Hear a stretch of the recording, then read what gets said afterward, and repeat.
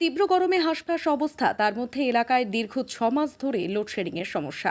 একাধিকবার বিদ্যুৎ দপ্তরে জানিয়েও সুরাহা না হওয়ার কারণে বিদ্যুৎ দপ্তরের কর্মীদের স্কুল ঘরে তালা বন্ধ করে আটকে রাখল গ্রামবাসীরা। সুন্দরপুর গ্রাম পঞ্চায়েতের বোচাখালী এলাকার ঘটনা। তাদের অভিযোগ, এলাকায় একটি টাওয়ার বসানোর পর থেকে লোডশেডিংয়ের সমস্যা। একাধিকবার বিদ্যুৎ দপ্তরে লোড বাড়ানোর কথা বলা হলেও কোনো পদক্ষেপ নেন না তারা।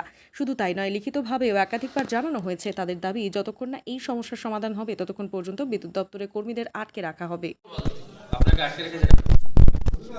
আমাদের আটকে রেখেছে কেন সেটা, এখানে কাজ করতে এসেছিলাম আমরা নন্দন কনস্ট্রাকশনের গাড়াপোতা সাপ্লাইতে কাজ করি। এখানে সকালে কলে এসেছি, এই যে পাবলিক মানে জনসাধারণ এখানে ক্ষুব্ধ জনতা আমাদেরকে নিয়ে এসে এখানে বসিয়ে রেখেছে। অভিযোগ কন্টিনিউ নাকি লাইনে হ্যাকেল হচ্ছে, লাইনটা পাচ্ছে না, এই আর কি।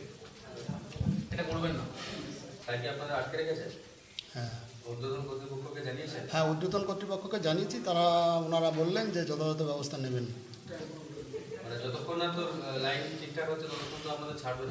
সেটা আমরা বলতে পারবো না, আমরা আছি সকাল থেকে।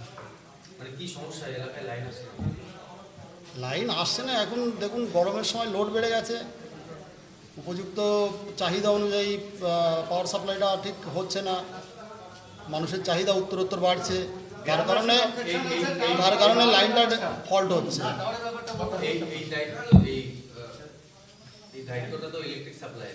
অবশ্যই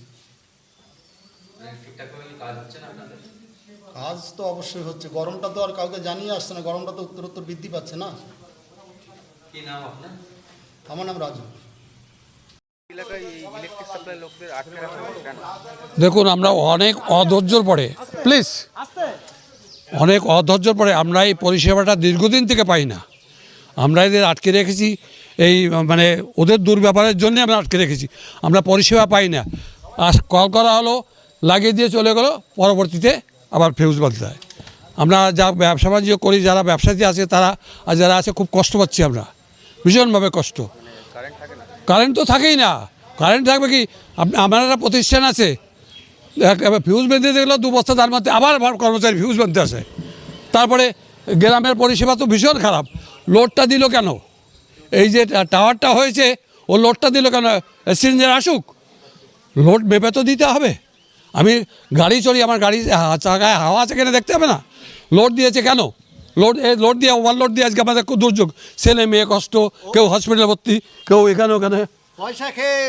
সে পয়সা আমাদের খুব অত্যাচার করে, তখন এদের আমরা ডাকবো না? এরা আমাদের ভাইয়ের মতো, আমার ঘরের ছেলের মতন, তাদের আটকাবো কোন দুঃখে? তারা চলে গেছে, তারা কেউ তো আসেন, এদের আমরা কাছে পাই, সেই জন্য আটকে রেখেছি। এদের সঙ্গে আমরা খারাপ ব্যবহার করিনি, করবো না, কিন্তু এর উপরে আজকে চিন্তা করেন এদের আটকে রেখেছে।